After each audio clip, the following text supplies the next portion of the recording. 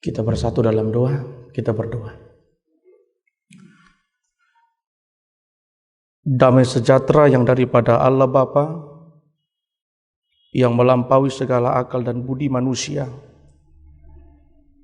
itulah yang akan memelihara hati dan pikiran di dalam Kristus Yesus. Amin. Bapak Ibu Saudara yang saya kasihi di dalam Yesus Kristus, Shalom bagi kita semuanya. Selamat hari Minggu bagi kita semuanya. Saudara-saudara, kita akan belajar tentang firman Tuhan yang tertulis dalam Matius pasal 10 ayat 32 sampai dengan ayat 39. Bapak Ibu Saudara yang saya kasihi di dalam Yesus Kristus, saya akan bacakan bagi kita semuanya. Demikian kebenaran firman Tuhan. Setiap orang yang mengakui aku di depan manusia, aku juga akan mengakuinya di depan Bapa-Ku yang di sorga. Tetapi barang siapa menyangkal aku di depan manusia, aku juga akan menyangkalnya di depan Bapa-Ku yang di sorga. Janganlah kamu menyangka bahwa aku datang untuk membawa damai di atas bumi. Aku datang bukan untuk membawa damai, melainkan pedang. Sebab aku datang untuk memisahkan orang dari ayahnya, anak perempuan dari ibunya, menantu perempuan dari ibu mertuanya, dan musuh orang ialah orang-orang seisi rumahnya. Barang siapa mengasihi bapa atau ibunya lebih daripada aku, ia tidak layak bagiku. Dan barang siapa mengasihi anaknya laki-laki atau perempuan lebih daripada aku, ia tidak layak bagiku. Barang siapa tidak memikul salibnya dan mengikut aku, ia tidak layak bagiku. Barang siapa mempertahankan nyawanya, ia akan kehilangan nyawanya.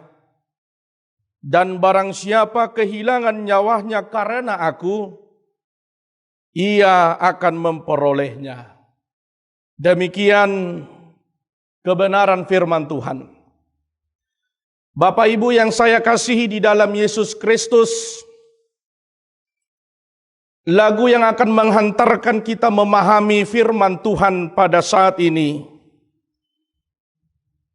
sebagai liriknya, mengikut Yesus keputusanku, mengikut Yesus keputusanku, mengikut Yesus keputusanku, ku tak ingkar, ku tak ingkar. Saudara-saudara, sering sekali pengajaran dan khotbah Yesus menimbulkan polemik dan kontroversi di dalam kehidupan masyarakat zaman itu. Ini disebabkan oleh ketidakpahaman para pendengar akan makna dan tujuan dari pengajaran Yesus yang katakan, banyak sekali orang-orang datang kepada Yesus dengan konsep pikirannya sendiri. Kebanyakan yang datang hanya untuk kepentingan dirinya sendiri. Belum sampai pada tahap menjadi murid dan menjadi pengikut Yesus yang sejati. Maka ketika pengajaran yang disampaikan oleh Yesus tidak sesuai dengan harapan maupun konsep pikirannya, atau jika ajaran yang disampaikan oleh Yesus tidak memenuhi harapan-harapannya, maka di sanalah terjadi polemik. Dan pada akhirnya ada yang menyalahkan Yesus. Sikap seperti inilah yang selalu dibangun oleh orang-orang Farisi dan Saduki. Saudara-saudara yang saya kasih di dalam Yesus Kristus, ada harga yang mahal dari sebuah pengakuan. Dan inilah menjadi jaminan yang sangat luar biasa bagi orang percaya. Sudah pasti, karena ini adalah jaminan yang diberikan Tuhan kepada orang yang percaya. Itu berarti sekaligus juga menjadi dorongan, motivasi, atau semangat kepada orang percaya untuk tidak ragu lagi dengan imannya. Untuk tidak ragu lagi dengan siapa dia mau berjalan. Dan dia tidak pernah ragu lagi. Siapakah yang akan menuntun kehidupannya sampai kedatangan Kristus yang kedua kali.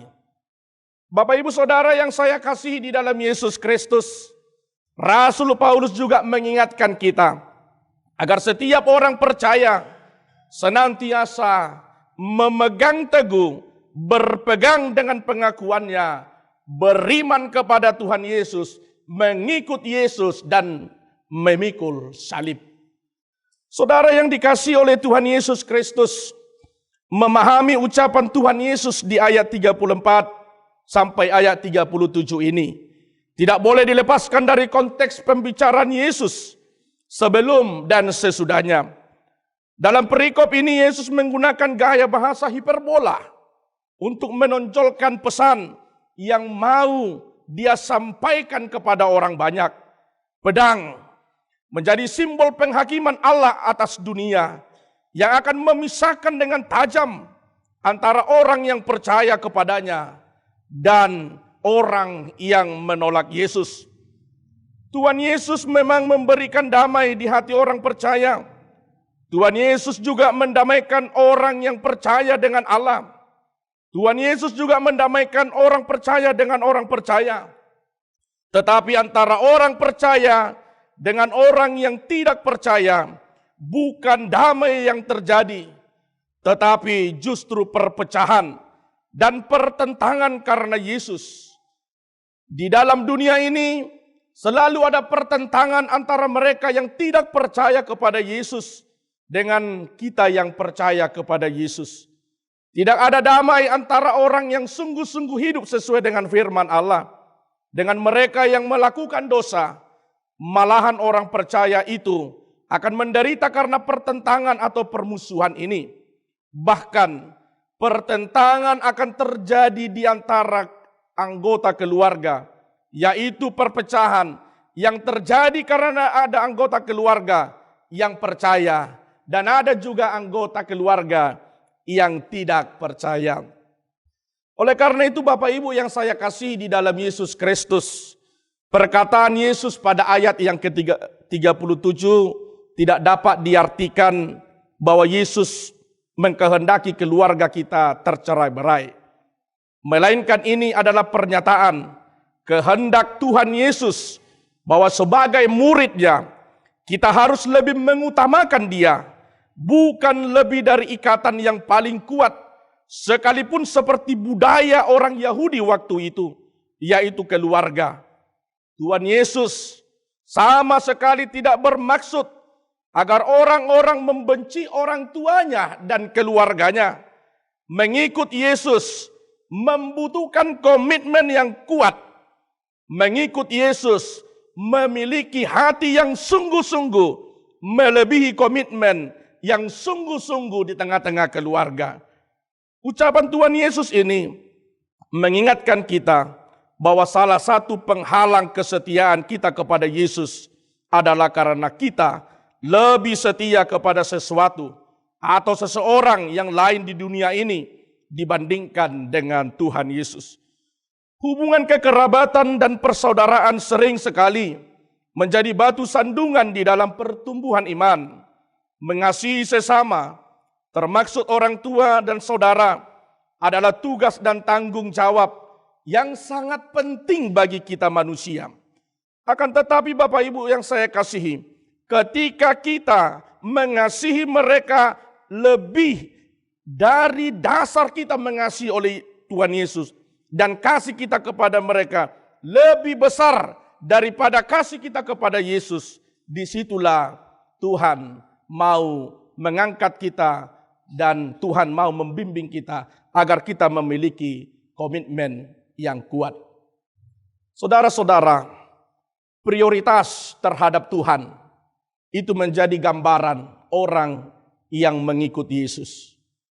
Orang yang kuat bersama dengan Tuhan, berjalan dengan Tuhan, adalah orang yang tahu benar mengikuti Yesus itu adalah memikul salib.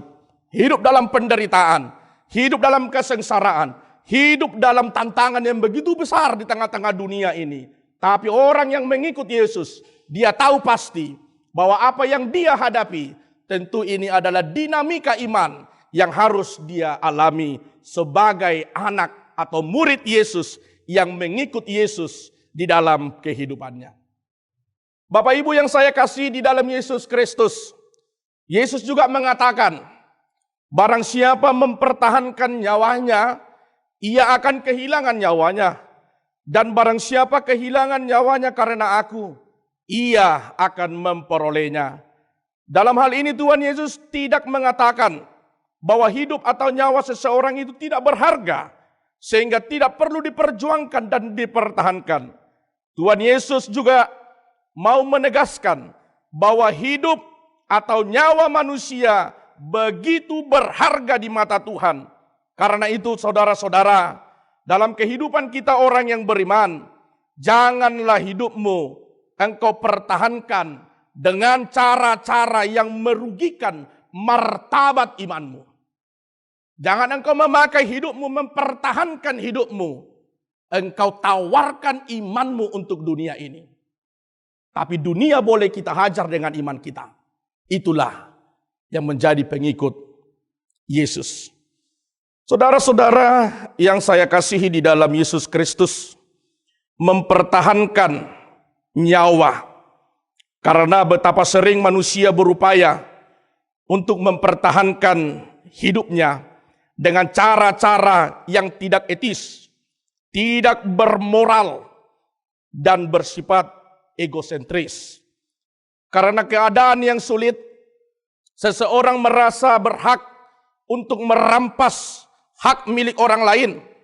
Karena kemiskinan, seseorang merasa berhak melakukan perbuatan tercela. Karena mereka merasa dirinya kuat dan berkuasa. Maka seseorang sering merasa berhak untuk menindas, untuk menekan sesamanya yang lemah. Sikap mereka secara duniawi tampaknya berhasil mempertahankan hidupnya. Tetapi Bapak Ibu, sesungguhnya mereka telah menghancurkan nilai-nilai dan makna hidup yang sesungguhnya. Mereka menganggap bisa mempertahankan hidup dengan hal-hal yang saya katakan tadi. Tapi mereka semakin menjauhkan diri mereka dari Tuhan. Dan kehidupan yang Tuhan berikan, kehidupan yang kekal, jauhlah dari kehidupan orang-orang yang mempertahankan dirinya, hidupnya dengan cara-cara yang Tuhan tidak senangi. Tetapi hidup haruslah hidup yang berubah di dalam Kristus. Ketika kita mau mengikut Yesus, ketika saya mau memikul salib Yesus, maka di sanalah aku mau menanggalkan pola hidupku yang lama. Ketika aku berkomitmen untuk mengikut Yesus, maka di sanalah kehidupan yang lama akan saya tinggalkan. Itu komitmen orang percaya. Maka Bapak Ibu Saudara yang saya kasih di dalam Yesus, marilah kembali ke kita masing-masing. Hidup ini adalah pilihan. Pilih mengikut Yesus atau pilih mengikut dunia ini. Orang yang mengikut dunia ini adalah orang yang tidak pernah tahu bagaimana jalan yang Tuhan tunjukkan bagi dia. Tapi orang yang mengikut Yesus, dia tahu pasti kemana Tuhan akan membawa dia. Maka saya mengikut Tuhan bukan karena kemauanku, tapi karena Tuhan sudah menebus aku dan Tuhan membimbing aku dan aku punya komitmen bahwa mengikut Yesus keputusanku, mengikut Yesus keputusanku, ku tak ingkar. Saudara-saudara yang saya kasihi di dalam Yesus Kristus, mereka yang bersedia menolak godaan dan tawaran dunia dengan tetap konsisten berjalan di jalan Kristus. Orang yang setia dalam persekutuan dengan Kristus adalah orang yang tidak pernah kehilangan jati diri imannya kepada Tuhan. Maka persekutuan kita adalah persekutuan yang dipimpin oleh Roh Kudus. Maka ketika aku hidup dalam pimpinan Roh Kudus, maka komitmen dalam hidupku, aku mengambil pilihan bahwa Yesus adalah keputusan hidupku. Tidak ada yang bisa menawar. Tidak ada yang bisa mengganggu. Tidak ada yang bisa mempengaruhi imanku. Karena hidupku bukan aku yang hidup lagi, tapi hidupku adalah Kristus yang hidup. Maka komitmen hidupku adalah mengikut Yesus dan memikul salib. Saudara-saudara yang saya kasih di dalam Yesus Kristus, tujuan hidupku apa? Tujuanku apa? Tujuan imanku apa? Maka dengan berkomitmen mengikut Yesus adalah keputusanku, maka aku tahu benar apa yang menjadi goal hidupku.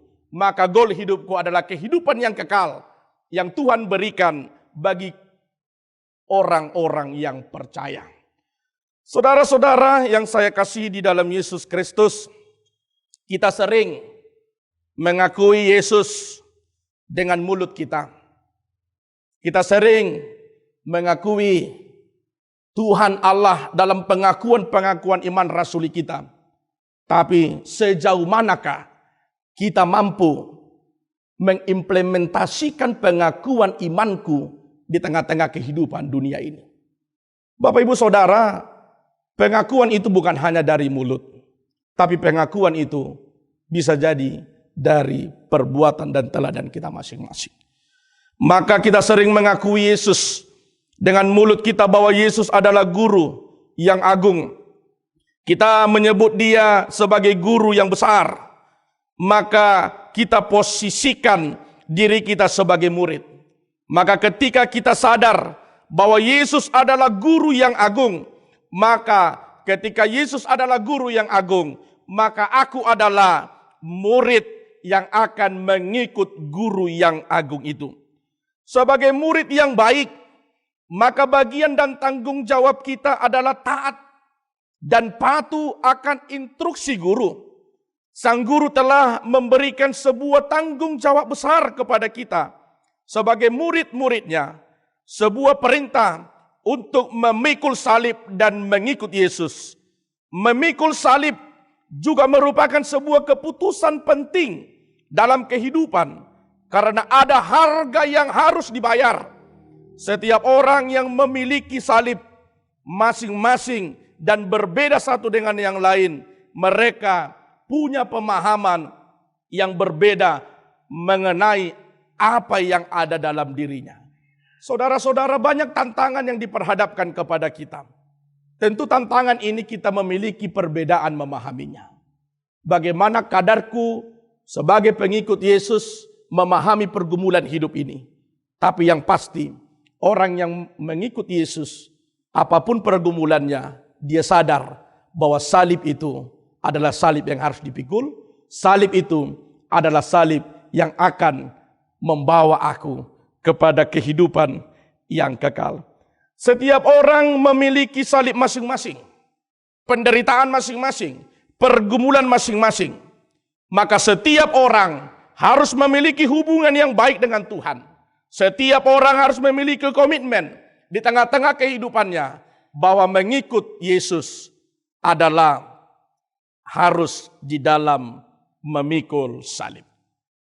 Saya mengikut Yesus, maka saya harus siap bertanggung jawab untuk memikul penderitaan di tengah-tengah dunia ini. Saudara-saudara, mengikut Yesus tentu itu menjadi keputusan kita. Memikul salib tentu itu menjadi tanggung jawab kita sebagai orang percaya. Tapi yakin dan percayalah, ketika kita berkomitmen untuk mengikut Yesus, maka kita akan dikuatkan oleh Roh Kudus untuk memikul salib. Maka hiduplah dalam Roh Kudus. Roh itu akan menuntun kita memahami seberapa beratnya salib yang saya pikul. Bapak Ibu Saudara, kita semua, kita sadar bahwa saat ini saya memikul salib yang begitu berat. Saya memikul salib yang mungkin di luar kemampuanku. Tapi yakin dan percayalah, ketika saya berkomitmen, saya mengikut Yesus, salib apapun yang diperhadapkan kepadaku, pasti dan yakinlah bahwa saya akan dikuatkan oleh Tuhan dalam menghadapi dan memikul salib itu. Pengakuan iman percaya kita sangat berarti dan berharga bagi Tuhan. Maka tetaplah mengaku percaya, tetaplah mengaku untuk mengikut Yesus, tetaplah untuk mau dibimbing dan dituntun oleh Tuhan sampai selama-lamanya. Sampai Tuhan datang kedua kali dalam Yesus Kristus yang membawa kita, dan kelak kita akan dipisahkan dari orang-orang yang menolak Yesus dengan orang-orang yang menerima Yesus. Kiranya Bapak Ibu Saudara yang saya kasih di dalam Yesus Kristus, kita adalah orang-orang yang menerima Yesus saat ini, dan kita akan bersama-sama kelak ketika Tuhan datang kedua kali, kita dinobatkan sebagai pengikut Yesus dan sebagai orang yang kuat memikul salib. Kiranya Tuhan yang memberkati kita semuanya. Amin. Kita berdoa. Bapa di sorga, kami bersyukur buat hari ini. Engkau boleh ajari kami menjadi murid yang setia dan patuh dan taat. Engkau mengajari kami agar kami tetap setia, memiliki komitmen yang kuat dan teguh untuk mengikut Yesus di dalam hidup kami. Kami mau mengikut Yesus, itu menjadi keputusan iman kami. Kami mau mengikut Yesus, itu menjadi keputusan kami. Kami tak akan ingkar dan kami tidak akan ingkar. Salib yang selalu kami pikul, salib itu merupakan tanggung jawab kami sebagai pengikut Kristus. Bapa di sorga, tolong kuatkan dan kasihani kami, agar kami boleh hidup di dalam tuntunan Roh Kudus, dan kami boleh menyatakan kepada diri kami bahwa kami harus memuji dan memuliakan Engkau. Terima kasih Bapa di sorga buat waktu dan kesempatan ini. Kami boleh belajar tentang firman-Mu. Kami mau mengakui Tuhan bukan hanya dari mulut kami, tapi kami mau mengakui Tuhan dari keteladanan kami. Terpuji dan termulialah Engkau. Di dalam Yesus Kristus kami berdoa dan mengucap syukur. Amin.